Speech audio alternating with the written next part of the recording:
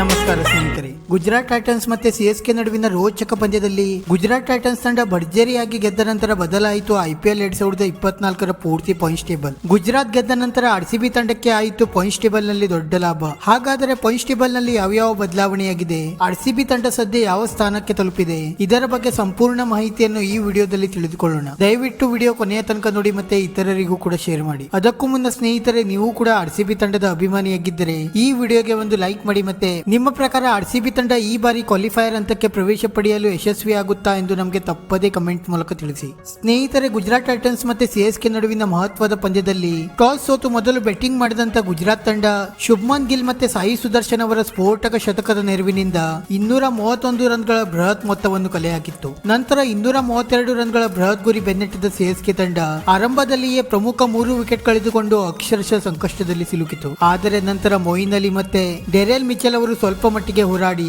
CSK ಪಾಳೆಯದಲ್ಲಿ ಗೆಲುವಿನ ಆಸೆ ಚಿಗುರಿಸಿದರೂ ಕೂಡ ತಂಡಕ್ಕೆ ಗೆಲುವಿನ ದಡ ಸೇರಿಸಲು ಸಾಧ್ಯವಾಗಲಿಲ್ಲ. ಮತ್ತೆ ಗುಜರಾತ್ ತಂಡ ಈ ಪಂದ್ಯವನ್ನು ಭರ್ಜರಿಯಾಗಿ ಗೆದ್ದ ನಂತರ ಸದ್ಯದ ಐಪಿಎಲ್ 2024ರ ಹೊಸ ಪಾಯಿಂಟ್ಸ್ ಟೇಬಲ್ ಕಡೆಗೆ ನೋಡುವುದಾದರೆ, ಸದ್ಯ ಕೆಕೆಆರ್ ತಂಡ 11 ಪಂದ್ಯವನ್ನು ಆಡಿ 8ರಲ್ಲಿ ಗೆದ್ದು ಮತ್ತೆ 3ರಲ್ಲಿ ಸೋತು 16 ಅಂಕದೊಂದಿಗೆ ಪ್ಲೇ ಆಫ್ ಹಂತಕ್ಕೆ ಪ್ರವೇಶ ಪಡೆದಿದ್ದರೆ, ರಾಜಸ್ಥಾನ್ ರಾಯಲ್ಸ್ ತಂಡವು ಕೂಡ 11 ಪಂದ್ಯವನ್ನು ಆಡಿ 8ರಲ್ಲಿ ಗೆದ್ದು ಮತ್ತೆ 3ರಲ್ಲಿ ಸೋತು 16 ಅಂಕದೊಂದಿಗೆ ಈಗಾಗಲೇ ಕ್ವಾಲಿಫೈಯರ್ ಹಂತಕ್ಕೆ ಪ್ರವೇಶ ಪಡೆದಿದೆ. ಮತ್ತೆ ಎಸ್ಆರ್ಎಚ್ ತಂಡ 12 ಪಂದ್ಯವನ್ನು ಆಡಿ 7ರಲ್ಲಿ ಗೆದ್ದು ಮತ್ತೆ 5ರಲ್ಲಿ ಸೋತು 14 ಅಂಕದೊಂದಿಗೆ 3ನೇ ಸ್ಥಾನದಲ್ಲಿದ್ದರೆ, ಸಿಎಸ್ಕೆ ತಂಡ 12 ಪಂದ್ಯವನ್ನು ಆಡಿ 6ರಲ್ಲಿ ಗೆದ್ದು ಮತ್ತೆ 6ರಲ್ಲಿ ಸೋತು 12 ಅಂಕದೊಂದಿಗೆ 4ನೇ ಸ್ಥಾನದಲ್ಲಿದೆ. ಮತ್ತೆ ಡೆಲ್ಲಿ ತಂಡ 12 ಪಂದ್ಯವನ್ನು ಆಡಿ 6ರಲ್ಲಿ ಗೆದ್ದು ಮತ್ತೆ 6ರಲ್ಲಿ ಸೋತು 12 ಅಂಕದೊಂದಿಗೆ 5ನೇ ಸ್ಥಾನದಲ್ಲಿದ್ದರೆ, ಎಲ್ಎಸ್ಜಿ ತಂಡ 12 ಪಂದ್ಯವನ್ನು ಆಡಿ 6ರಲ್ಲಿ ಗೆದ್ದು ಮತ್ತೆ 6ರಲ್ಲಿ ಸೋತು 12 ಅಂಕದೊಂದಿಗೆ 6ನೇ ಸ್ಥಾನದಲ್ಲಿದೆ. ಮತ್ತೆ ಆರ್ಸಿಬಿ ತಂಡ ಸದ್ಯ 12 ಪಂದ್ಯವನ್ನು ಆಡಿ 5ರಲ್ಲಿ ಗೆದ್ದು ಮತ್ತೆ 7ರಲ್ಲಿ ಸೋತು 10 ಅಂಕದೊಂದಿಗೆ ಪಾಯಿಂಟ್ಸ್ ಟೇಬಲ್ ನಲ್ಲಿ 7ನೇ ಸ್ಥಾನದಲ್ಲಿದೆ. ಆರ್ಸಿಬಿ ತಂಡಕ್ಕೆ ಪ್ಲೇ ಆಫ್ ಹಂತಕ್ಕೆ ಪ್ರವೇಶ ಪಡೆಯಬೇಕಾದರೆ ಉಳಿದ 2 ಪಂದ್ಯಗಳನ್ನು ಉತ್ತಮ ರನ್ ರೇಟ್ಸ್ ನೊಂದಿಗೆ ಗೆಲ್ಲಬೇಕಾಗಿದೆ. ವಿಶೇಷವಾಗಿ ರವಿವಾರ ನಡೆಯಲಿರುವ